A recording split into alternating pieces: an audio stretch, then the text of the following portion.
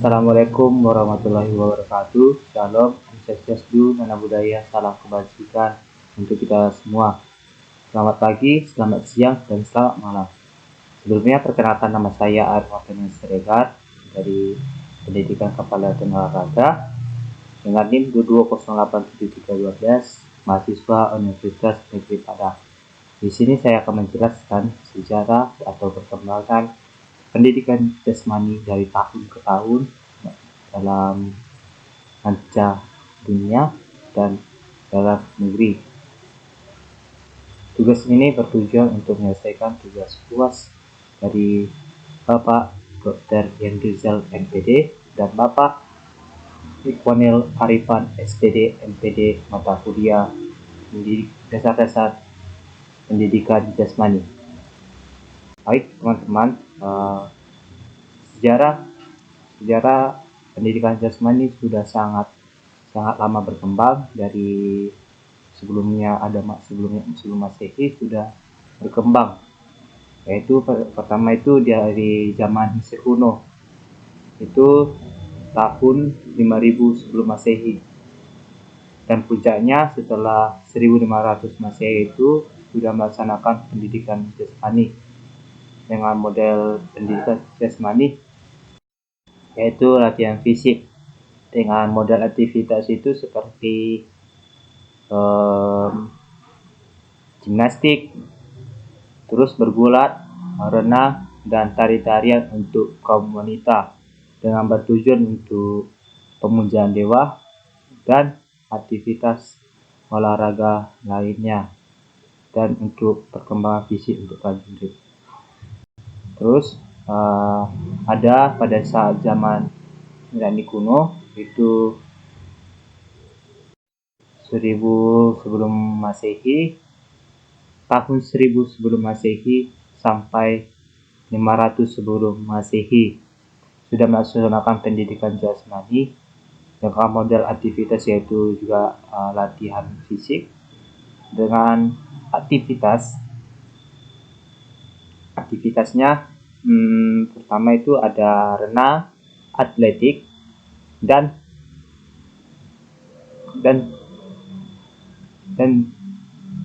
gimnastik. Terus bertujuan untuk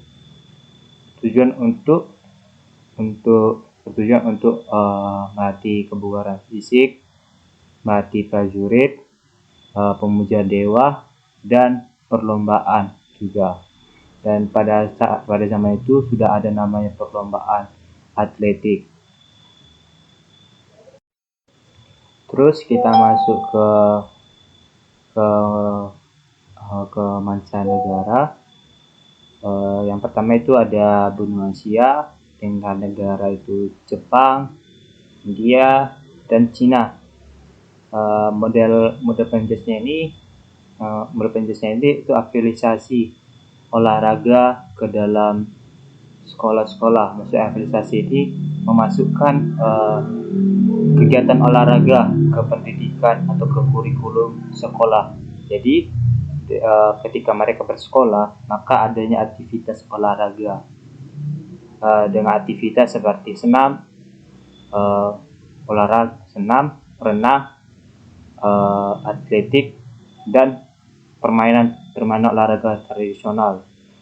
Contoh permainan tradisional dari Jepang itu, olahraga tradisional itu kayak ada kaido, terus ada sumo juga, dan terus ada judo, dan banyak lagi lainnya. Itu yang terkenal. Terus ada dari Cina itu yang paling terkenal itu kita bisa tahu itu kungfu. Terus dari India itu ada paling terkenal itu namanya kriket, dengan bertujuan untuk prestasi tingkat nasional dan kebugaran fisik. Terus kemudian ada di benua Eropa, contohnya itu ada di Jerman, Prancis, dan Inggris. Sama seperti benua Asia yang tadi, sudah lakukan pendidikan jasmani di sekolah dengan bertujuan untuk berkebugaran jasmani, terus kebugaran jasmani dan kesehatan jasmani. Terus dia bertujuan juga untuk melatih kemiliteran dengan model kegiatan itu outdoor, yaitu sistem militer, atau bisa dikenal dengan angkatan bersenjata. Kemudian ada dari benua Afrika, yaitu terutama di Afrika Selatan. Jadi di sana juga sudah melaksanakan pendidikan jasmani di olahraga seperti senam, ritme, terus ada gimnastik, kriket, rugby, dan lain-lain. Dengan bertujuan untuk kesehatan, keterampilan, dan rekreasi. Rekreasi ini kayak menghibur, kesenangan, dan banyak lagi lainnya. Ada di Amerika, benua Amerika atau disebut negara Amerika, ada abad pertengahan, yaitu abad 20, sudah melaksanakan pendidikan ini juga dengan latihan permainan olahraga untuk sama seperti Afrika tadi, kesehatan, keterampilan, jiwa sosial, dan kesenangan rekreasi atau cashback. Baik, sudah kita menjelaskan tadi ada beberapa pendidikan jasmani atau perkembangan pendidikan jasmani di luar negara kita. Sekarang kita masuk ke negara kita yaitu perkembangan pendidikan jasmani di Indonesia atau sejak pendidikan jasmani di Indonesia. Yang pertama itu pada zaman kerajaan kuno. Pada zaman kerajaan kuno itu Majapahit itu pertama kali itu pada 1200-an sebelum Masehi yang didirikan oleh Raden Wijaya dengan model aktivitas pembinaan jasmani. Terus ada aktivitas penjasnya itu seperti pemanahan, berkuda, senam, dan medis. Terus dengan tujuannya itu yang pertama itu kebugaran jasmani, terus kesehatan jasmani, relaksasi atau medis, juga keprajuritan, karena pada zaman kerajaan itu sangat kental dengan namanya peperangan. Dengan kata lain, dengan pendidikan jasmani ini membentuk prajurit yang kuat untuk berperang. Setelah zaman kerajaan, kita masuk ke zaman penjajahan. Sebenarnya penjajahan di Indonesia itu banyak sekali negara yang menjajah Indonesia. Tapi yang paling terkenal itu pada masa penjajahan Belanda dan pada masa penjajahan Jepang. Dan di sini para penjajah juga mendirikan sekolah-sekolah dan membekalinya dengan pendidikan jasmani. Dengan model aktivitasnya itu senam dengan model senam, tapi dengan model pembelajaran dari Swedia, Jerman, dan Austria. Terus aktivitasnya itu hanya senam dan kebugaran. Terus dengan tujuan untuk kebugaran jasmani dan kemiliteran juga.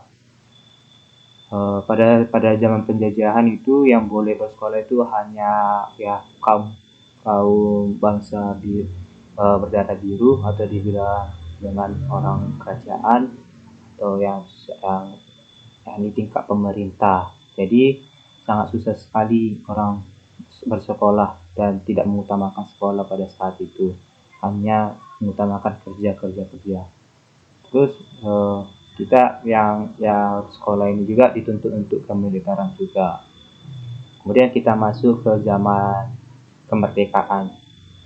Di zaman kemerdekaan ini kita sudah mengenal namanya pendidikan jasmani dan kita juga sudah mengenal namanya bersekolah. Bersekolah dengan arti lain sudah mempunyai kurikulum. Kurikulumnya itu kurikulum dari pemerintah dan diatur oleh pemerintah tersendiri. Jadi di zaman kemerdekaan sampai sekarang sudah banyak sekali perubahan kurikulum. Yang saya ketahui itu, dari saya lahir itu, pertama itu di saya lahir kurikulum itu ada KTSP 2006, kemudian K13, dan sekarang ada kurikulum kampus Merdeka atau disebut dengan juga kampus mengajar, kampus Merdeka. Jadi di dalam dunia olahraga atau pendidikan jasmani ada 4 perubahan kurikulum dari tahun zaman kemerdekaan sampai di tahun sekarang. Yang pertama itu di tahun 1945 sampai 1950 itu disebut dengan masa gerak badan. Jadi di masa gerak badan ini pemerintah sangat mengutamakan, sangat melihat gerak badan mahasiswa itu hanya dilaksanakan pada tingkat SMA, dan di tingkat SMA ini hanya melakukan aktivitas seperti senam, atletik, renang, dan lain-lainnya juga. Itu antara cowok dan cewek itu sangat terpisah dan sangat diatur oleh dokter untuk perempuan. Kemudian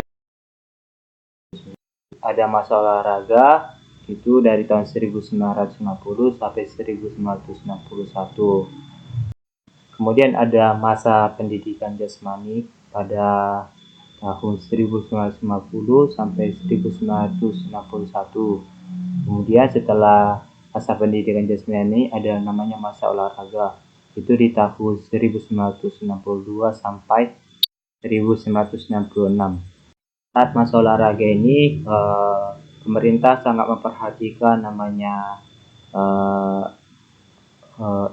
itu kayak untuk pertandingan atau untuk para atlet. Jadi anak SMA atau anak mahasiswa itu dituntut untuk berolahraga dan menjadi atlet. Kemudian pendidikan jasmani dari tahun 1967 sampai 1977 itu namanya masa pendidikan jasmani, olahraga pendidikan. Sebelumnya yang mengatur namanya pendidikan jasmani itu dari Departemen Pendidikan dan Kebudayaan, dan pada masa jasmani olahraga, masa olahraga pendidikan itu Direktur Jenderal Olahraga. Jadi semua tentang namanya olahraga dia mengatur atau yang bertanggung jawab. Dan perubahan kemudian terjadi pada 1978 sampai sekarang, yaitu yang kita kenal dengan masa pendidikan jasmani olahraga, dengan bertujuan untuk melatih kesehatan olahraga seorang anak, terus menjaga kesehatan jasmani seorang anak. Jadi pada masa pendidikan jasmani olahraga ini tidak hanya dituntut untuk atau mengajari tentang pendidikan jasmani, diajari juga tentang gimana cara menjaga baik jiwa dan roh kita. Jadi pada masa pendidikan jasmani olahraga ini lebih ke arah kebugaran jasmani, tidak dituntut untuk berprestasi dan tidak dituntut untuk melakukan aktivitas hal-hal yang berat. Jadi hanya dilakukan untuk kebugaran jasmani saja dan untuk menjaga jiwa dan rohani. Kalau kita ingin untuk menjadi atlet, itu bisa dilakukan di ekstrakurikuler setelah jam pelajaran olahraga atau setelah pulang sekolah. Di masa pendidikan jasmani olahraga ini, kita tidak boleh mengajarkan namanya teknik kepada seorang siswa, apalagi kita mengajarkan mereka bagaimana cara menggunakan sebuah alat dan mencapai kita mempunyai target untuk seorang anak itu udah lewat dari kurikulum itu tersendiri.